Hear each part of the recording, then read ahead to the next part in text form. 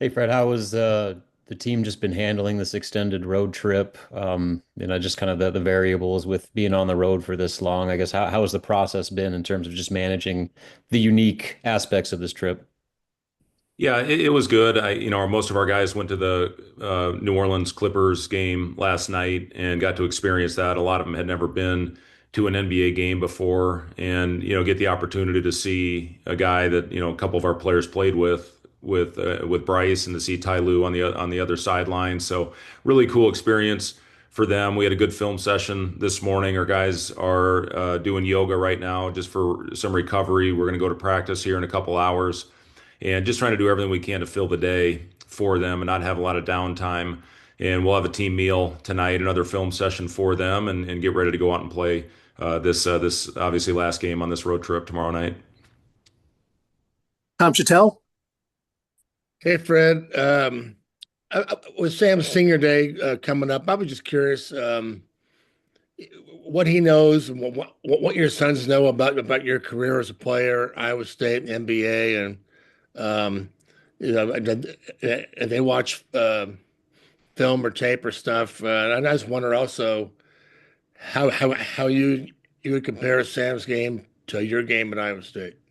Um, Completely different. He guards people. I couldn't guard anybody. My job was to shoot it. His job is to distribute it. So, completely different. His game is more like his mother's game, who played a little bit of intramural basketball in high school.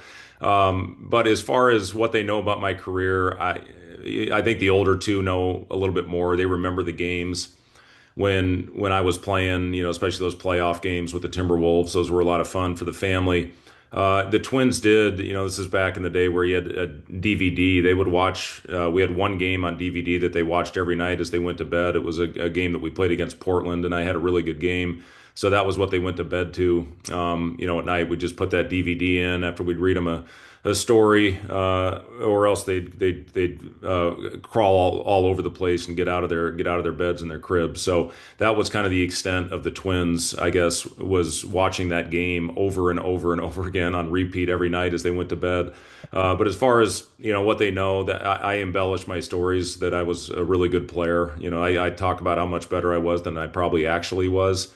But yeah, as far as Sam and I's similarities in our games, there's really not very many. Thank you. Justin, go ahead. Hey Fred, what is just the message going to be to the guys about playing going up against a team that's only lost one home game all year? Yeah, I mean we've already talked a lot about it, Justin. We just got out of film this morning. We watched a personnel edit of UCLA, and you look at their numbers. I mean, they're unbelievable with what they do at home, with the way they shoot the ball. They're 42% as a team from the 3-point line. They share the ball really well. Donovan Dent is playing unbelievably well right now. He's playing as well as any point guard in the league, really any point guard in the country. Coming off a 14 assist game at Minnesota. He hit six threes in that game against USC last week. So they're clicking. They're really good. Their only loss was to Indiana in double overtime by one. So this is, right now when you look at it, they're the best home team in our league. When you look at the numbers, and we're gonna have our hands full tomorrow night. It's obviously very important we get off to a better start. I thought we were very uncharacteristic in how we played and got sped up in that game against USC. I thought our decision making and transition was very poor. I thought we over dribbled, and we just did not do a good job of avoiding the crowd. We just dribbled into a wall. We turned it over. We had 20% turnover rate in transition. You guys know I've talked about that. When we take care of the ball, when we make good decisions in transition, we have a great chance to win the game.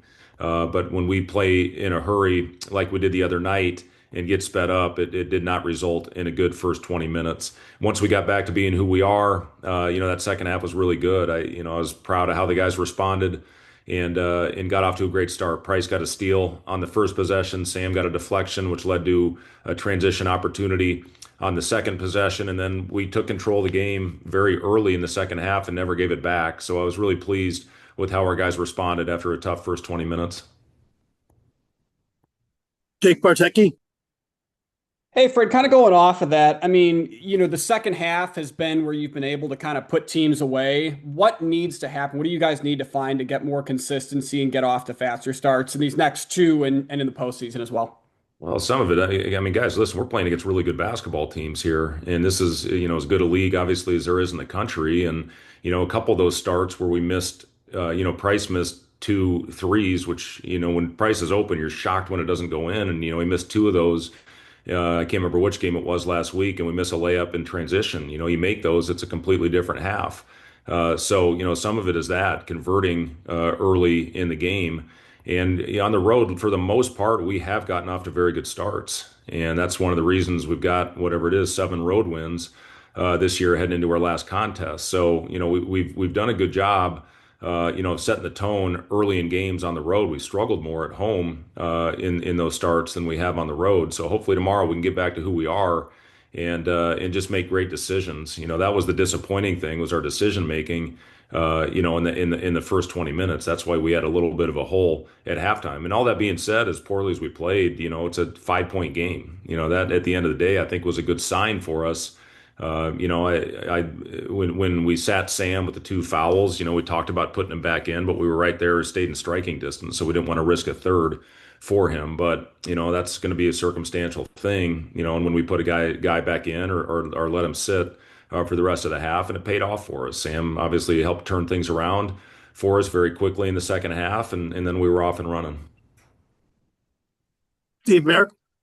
Hey Fred, I wanted to ask about two of UCLA's guys, Sky Moore and Tyler Bilodeau. They're both shooting over 45% from three on an average of almost five 3-point attempts per game. Just when you watch them, what's the challenge of defending those two guys specifically, and what does UCLA do well to get those guys those good looks? It's not just those two guys. It's Xavier Booker. He's shooting the ball over 40% at home. Dent is 40% at home. Bilodeau and Sky Clark are both over 50% shooting the basketball at home. Yeah, they run good stuff. They run good actions. They force you to make decisions.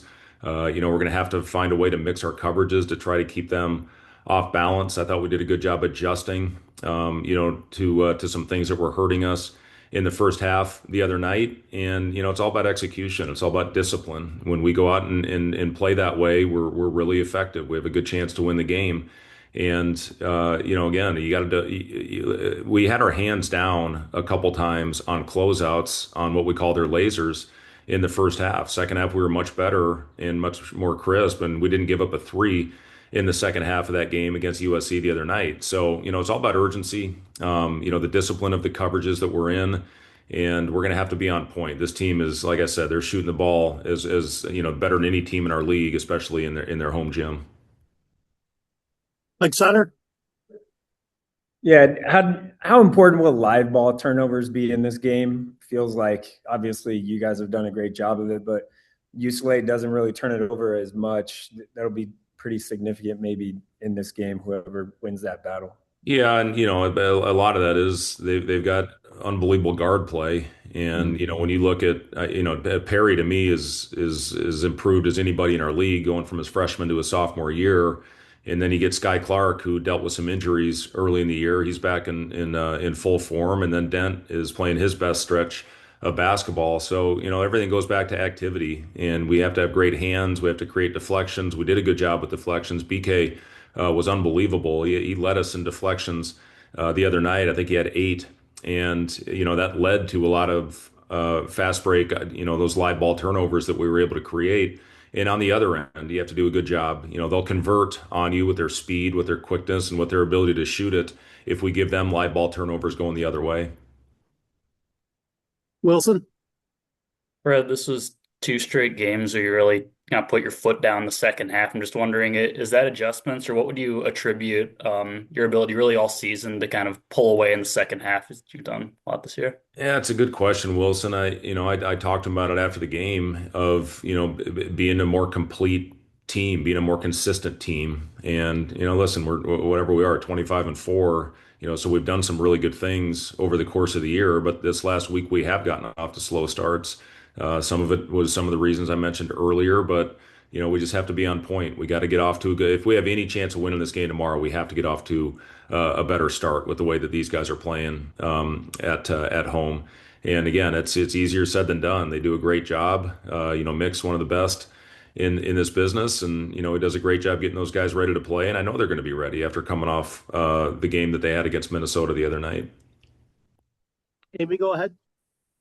Yeah. Hey, Fred, just what conversations do you have with Bear K about the emotions of this next game for him personally? Yeah, he's the fact that he's played against his former team already one time, I think was important for him.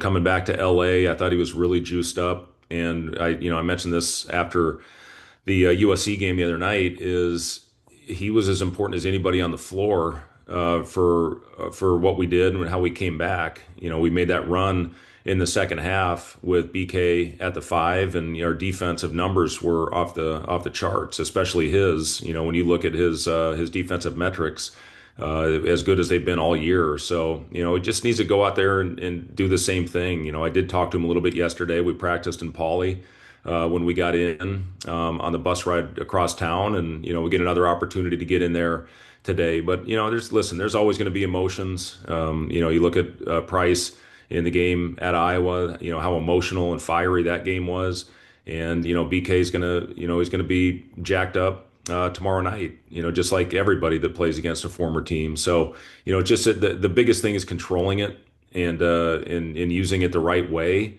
And I think BK will do that, especially the fact that he's already played against UCLA one time.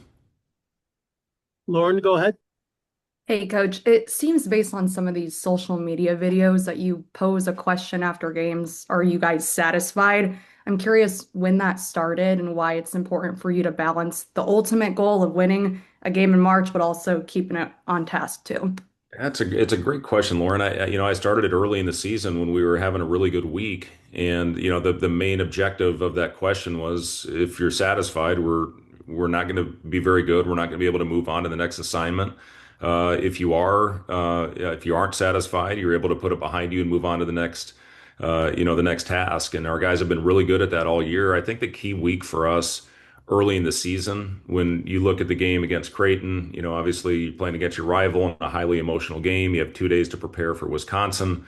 You win your first league game, and then you get a chance to go on the road, and all those were 2-day preps. And if you're satisfied and beating your chest, you're in trouble. But if you're able to find a way to put it behind you and start the prep for the next one, and that's exactly what our guys have done. They've been unbelievable all year long at turning the page, and I've been really pleased with how they've handled this success. And even after the tough losses that we've had, they found a way to put them behind them.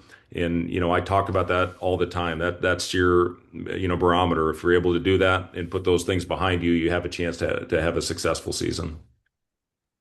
Justin, and then we'll finish with Tom. Hey, Fred. This past week at an event, Price made a comment saying that he'd potentially go through the NBA process after the season. Just curious. I know it's not at the top of your mind right now with the season you guys are having, but is that something you support for him, and just how you deal with players who want to just hear what the next level thinks about them? We'll deal with that after the season, Justin. Finish But with Tom. 100%. Listen, anytime somebody wants to go through that process, we'll be 100% supportive of them.